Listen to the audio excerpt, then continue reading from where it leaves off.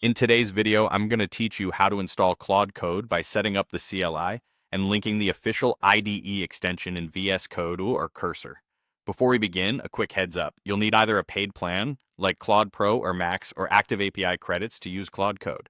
Without that, the tools will install, but you won't be able to run requests. Make sure your IDE is up to date, and that you have permission to install software on your machine.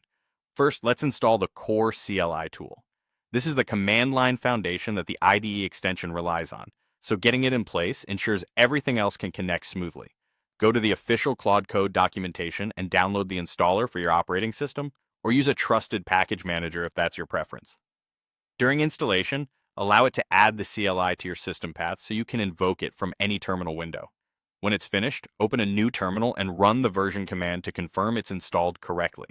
If your terminal doesn't recognize the command, close and reopen it, or restart your computer so the path updates apply. Once the CLI is visible, sign in or authenticate according to the prompts provided by the tool. This is what lets the CLI talk to Claude services using your plan or credits.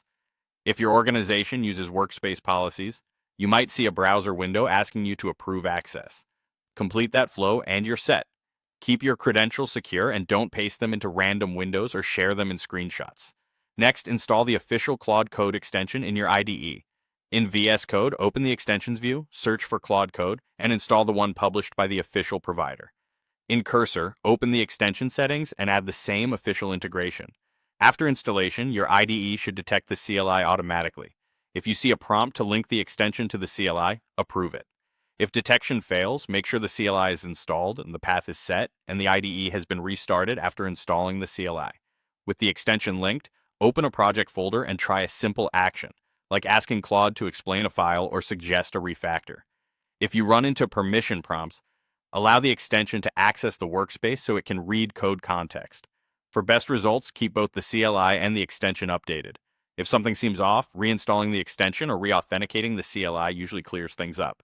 That's it, CLI installed, extension linked, and you're ready to use Claude Code in your editor.